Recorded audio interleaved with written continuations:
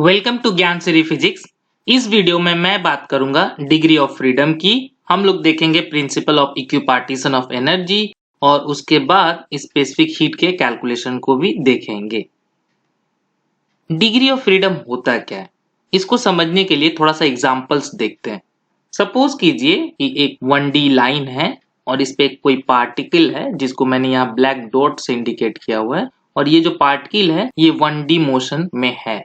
Okay, तो question है कि इसको कितने कोऑर्डिनेट चाहिए इसके पोजीशन को स्पेसिफाई करने के लिए, और हमारा ऑब्वियस आंसर होगा कि हमें एक कोऑर्डिनेट चाहिए इसके पोजीशन को लोकेट करने के लिए या फिर स्पेसिफाई करने के लिए। लेकिन अगर यही पार्टिकल 1D में ना मूव करके 2D में अगर मूव करेगा, दैट इज एक प्लेन में मूव करेगा, तो इसके पोजीशन को स्पेसिफाई करने के लिए हमको कितने कोऑर्डिनेट चाहिए होंगे?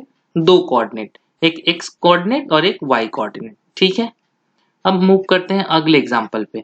सपोज कीजिए कि अभी भी पार्टिकल 2D मोशन में है, मतलब 2 डिमेंशनल में मूव कर रही है, बट यहाँ पे एक कॉन्स्ट्रेंट है, यहाँ पे एक कंडीशन है कि ये जो पार्टिकल है ये बस एक सर्कुलर मोशन में है।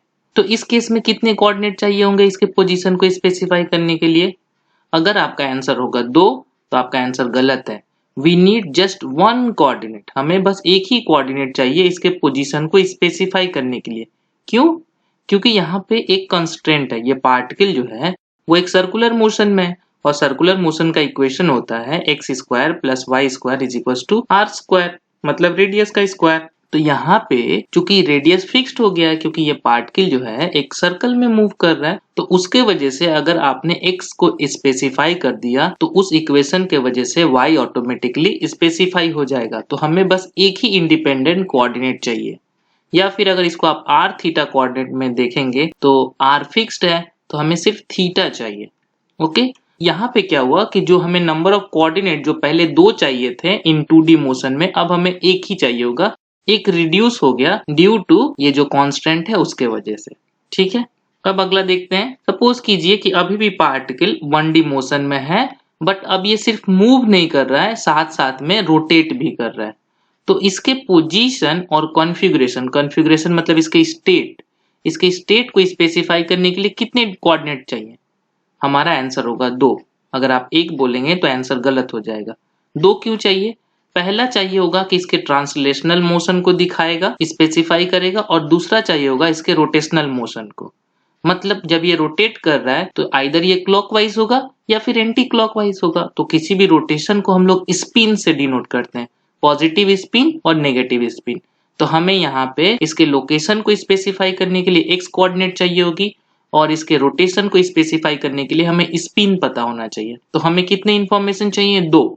हमें किसी भी सिस्टम को स्पेसिफाई करने के लिए जितने इंफॉर्मेशन चाहिए होते हैं वही होता है डिग्री ऑफ फ्रीडम।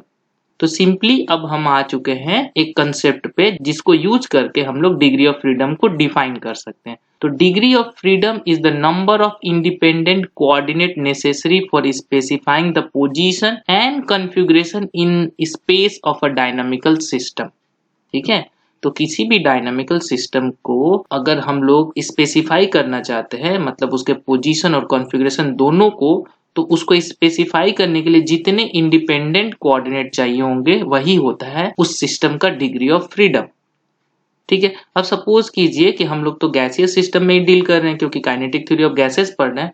तो सपोज कीजिए कि जो गैसियस सिस्टम है उसमें n नंबर ऑफ पार्टिकल्स हैं और एक पार्टिकल को स्पेसिफाई करने के लिए, मतलब एक पार्टिकल के पोजीशन या फिर कॉन्फ़िगरेशन बोल लीजिए, उसको स्पेसिफाई करने के लिए हमें 3 कोऑर्डिनेट चाहिए होगा, एक्स वाई जेड, क्योंकि वो जो गैसियस मॉलिक्यूल है वो 3D में मूव कर रहा है। So I need X Y Z for first particle. Similarly दूसरे पार्टिकल के लिए भी हमें उसके पोजीशन को स्पेसिफाई करने के लिए एक्स वाई जेड चाहिए, तीसरे पार्टिकल के लिए भी। अब हमारे पास टोटल n पार्टिकल है, इसका मतलब हमें टोटल चाहिए होंगे 3 times n number of coordinates. ठीक है, ताकि पूरे सिस्टम के पार्टिकल का पोजीशन हम स्पेसिफाई कर सके।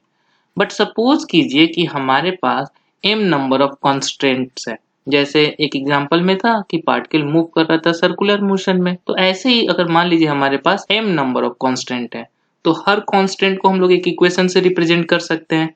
तो सपोज कीजिए कि ये वही इक्वेशन है और हमारे पास m नंबर ऑफ इक्वेशन है उसके वजह से क्या हो जाएगा, हमारा डिग्री ऑफ फ्रीडम कम हो जाएगा। जैसे वो एग्जाम्पल में दिखाया था कि जब पार्टिकल सर्कुलर मोशन में मूव कर रहा था तो एक्चुअली हमें चाहिए था 2 कोऑर्डिनेट्स, क्योंकि वो 2D में मूव कर रहा था, एक प्लेन में मूव कर रहा था, लेकिन एक कांस्टेंट था तो वो एक रिड्यूस हो गया और हमें चाहिए था 1। तो यहाँ पे हमें चाहिए 3 into n, बट चूंकि यहाँ पे m नंबर ऑफ कॉन्स्टेंट्स है तो हमें टोटल चाहिए होगा independent coordinate 3n minus m। तो डिग्री ऑफ फ्रीडम हो जाएगा f which is equal to 3n minus m। तो ये हो गया concept of degree of freedom. अब हम लोग देखते हैं principle of equipartition of energy क्या है। Principle of equipartition of energy बताता है कि the mean kinetic energy of the system of molecules in thermal equilibrium at temperature T is uniformly distributed among all degree of freedom and for each degree of freedom of molecule it is equals to half kT where K is Boltzmann constant। अब मैं इसको explain करता हूँ। Suppose कीजिए कि हमारे पास एक system है और वो जो सिस्टम है वो थर्मल इक्विलिब्रियम में एक किसी भी टेम्परेचर पे, लेट्स से कि वो T टेम्परेचर पे है। तो अकॉर्डिंग टू दिस प्रिंसिपल, ये प्रिंसिपल बताता है कि जो काइनेटिक एनर्जी है ना, जो मीन काइनेटिक एनर्जी है, वो सभी डिग्री ऑफ फ्रीडम में इक्वली डिवाइड हो जाएगी और हर डिग्री ऑफ फ्रीडम के पीछे जो वैल्यू होगा एनर्जी का वो होगा हाफ के टी। तो सपोज कीजिए कि एक सिस्टम में डिग्री ऑफ फ्रीडम है एफ, ठीक है। तो उस सिस्टम का total degree of freedom F हो गया और हर डिग्री ऑफ फ्रीडम के लिए हाफ के टी एनर्जी है। तो एफ डिग्री ऑफ फ्रीडम के लिए कितना एनर्जी होगा, F times half k T, और वो क्या हो जाएगा, टोटल काइनेटिक एनर्जी। मतलब total kinetic energy her degree of freedom में इक्वली डिस्ट्रीब्यूट होती है जिसकी वैल्यू होती है हाफ के टी। तो total kinetic energy of the system हम लोग ये लिख सकते हैं, ठीक है। अब चूंकि इसको जानने के लिए हमें डिग्री ऑफ फ्रीडम जानना था, इसीलिए डिग्री ऑफ फ्रीडम को पहले पढ़ा हम लोगों ने। तो हमें पता चल चुका है कि इतना एनर्जी चाहिए होगा और हम लोग इक्विपार्टीशन को यूज करके, इक्विपार्टीशन ऑफ एनर्जी के प्रिंसिपल को यूज करके टोटल काइनेटिक एनर्जी निकाल सकते हैं। तो एक बार अगर टोटल काइनेटिक एनर्जी निकल गई तो हम लोग स्पेसिफिक हीट्स को भी निकाल सकते हैं। देखते हैं कैसे निकालेंगे।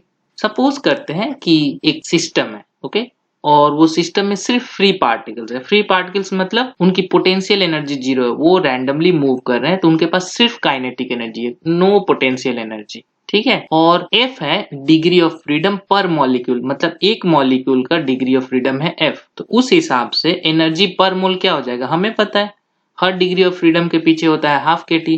तो एफ डिग्री ऑफ फ्रीडम के पीछे हो जाएगा half k T into F. F है एक मॉलिक्यूल का, हमें निकालना है पूरे मोल का, एक मोल में कितना है। तो हम इसको एवोगैड्रो नंबर से मल्टीप्लाई कर देंगे। तो half k T times f times N A, ये हो जाएगा एनर्जी पर मोल, ओके। के जो है बोल्ट्जमैन कांस्टेंट है, हमें पता है। तो k times N A Boltzmann constant into Avogadro number होता है आर, तो हम लोग इसको लिख दिए आर। तो ई हो गया हाफ एफ आर टी। और molar heat capacity at constant volume CV, CV मतलब specific heat at constant volume. और इसको मोलर क्यों बोल रहे हैं, क्योंकि हम लोग पर मोल में कैलकुलेट कर रहे हैं। तो molar heat capacity at constant volume CV होगा dE dt at constant v। तो इस इक्वेशन को आप डिफरेंशिएट कर लीजिए तो मिलेगा हाफ एफ इंटू आर। और सीपी और सीवी का रिलेशन हमें पता है, सीपी माइनस सीवी होता है आर। तो इस रिलेशन को अगर हम लोग यूज करेंगे तो molar heat capacity at constant pressure मिल जाएगा, जिसको हम लोग डिनोट करते हैं सीपी से, और सीपी हो जाएगा R into 1 plus f upon 2। तो ये दोनों रिलेशन काफी इंपॉर्टेंट हैं, ठीक है। यहां से हम लोग रेशियो ऑफ स्पेसिफिक हीट्स भी निकाल सकते हैं, जिसको बोलते हैं गामा, और गामा होता है सीपी अपॉन सीवी।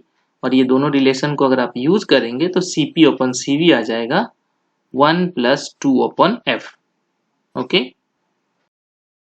चलिए अब हमने सीपीसीवी को कैलकुलेट कर लिया है, उसके रेशियो को भी देख लिया है, तो किसी पर्टिकुलर सिस्टम के लिए इनको कैलकुलेट करते हैं सीपीसीवी को, क्योंकि वो तो जनरल फॉर्मूला था। अब एक किसी पर्टिकुलर सिस्टम के लिए कैलकुलेट करते हैं। हम लोग एक सिस्टम लेते हैं मोनो एटॉमिक गैस का। मोनो एटॉमिक गैस मतलब जो गैस के मॉलिक्यूल्स हैं वो सिंगल एटम से बने हुए हैं, ठीक है।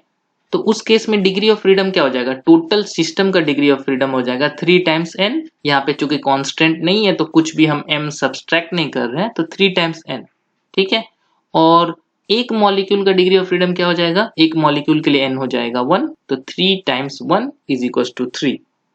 और अभी हम लोग ने कैलकुलेट किया कि एनर्जी पर मोल क्या होता है। एनर्जी पर मोल होता है half f which is the degree of freedom for one molecule times R times T. ठीक है, तो यहाँ पे एफ सब्स्टिट्यूट कर दीजिए फॉर मोनोएटॉमिक गैस, एफ है 3, तो एनर्जी पर मोल हो गया 3/2 आर टी। तो molar heat capacity at constant volume CV हो गया half F R, therefore 3/2 times R. Similarly molar heat capacity at constant pressure हो गया 5/2 टाइम्स आर, और इनकी रेशियो अगर हम लोग लेंगे तो होगा 1.67। ओके, तो ये हो गया हमारा for monoatomic gas. For diatomic gas, diatomic gas मतलब वो गैस जिनके मॉलिक्यूल्स दो एटम से बने होते हैं। सिंपली जैसे हाइड्रोजन हो गया हमारा, नाइट्रोजन हो गया, H2, N2, O2। ठीक है, इस केस में क्या होगा, इस केस में देखिए अगर आप ये कार्टून को देख पा रहे हैं तो यहाँ पे दो एटम्स है और उनके बीच में क्या है, बॉन्ड है। इसका मतलब दो एटम के बीच में जो डिस्टेंस है वो फिक्स्ड है, यानी एक कांस्टेंट हो गया यहाँ पे। तो इस केस में डिग्री ऑफ फ्रीडम क्या हो जाएगा, डिग्री ऑफ फ्रीडम हो जाएगा 3n-1। -1 क्यों, क्योंकि यहाँ पे एक कांस्टेंट है। और फॉर अ मॉलिक्यूल हमारे कितने नंबर ऑफ एटम्स हैं, 2 नंबर ऑफ एटम। तो पहले एटम के लिए 3 चाहिए कोऑर्डिनेट, दूसरे एटम के लिए 3 कोऑर्डिनेट चाहिए, यानी 6 कोऑर्डिनेट। बट चूंकि इसमें एक कांस्टेंट है तो हमें अब चाहिए होगा 6 - 1 यानी 5। तो यहाँ से भी कैलकुलेट कर सकते हैं 5। तो डिग्री ऑफ फ्रीडम हो गया 5। तो इस केस में एनर्जी पर मोल हो गया half into F R T, therefore 5/2 R T. Molar specific heat at constant volume हो गया CV 5/2 आर, और molar heat capacity at constant pressure CP हो गया 7/2 आर। यहाँ से रेशियो निकाल सकते हैं CP/CV का, और वो आएगा 1.4। और इसको एक्सपेरिमेंटली वेरीफाई किया गया है, और ये बहुत अच्छा एग्रीमेंट है with hydrogen and nitrogen gas के लिए। तो अगर आप हाइड्रोजन और नाइट्रोजन गैस में स्पेसिफिक हीट का एक्सपेरिमेंटली अगर आप निकालेंगे CP/CV का रेशियो, तो अप्रोक्सीमेटली 1.4 के आसपास आएगा। तो ये थ्योरेटिकल जो एग्रीमेंट है वो बहुत अच्छा है एक्सपेरिमेंट के साथ। ओके, अब मान लीजिए कि यहाँ पे कोई मिक्सचर ऑफ गैस है, तो उस केस में कैसे कैलकुलेट करेंगे। अब हमारे पास सिंगल मोनोएटॉमिक या डायटोमिक गैस नहीं है, मिक्सचर ऑफ गैसेस है। ठीक है, जैसे एयर हो गया तो ये क्या है, मिक्सचर ऑफ गैसेस। तो इस केस में क्या होगा, सपोज कीजिए कि N1 नंबर ऑफ मोल है जिसका डिग्री ऑफ फ्रीडम है F1, ठीक है, पर मॉलिक्यूल। और एक और गैसियस सिस्टम है जिसमें N2 मोल्स है और उसका डिग्री ऑफ फ्रीडम है F2 पर मॉलिक्यूल।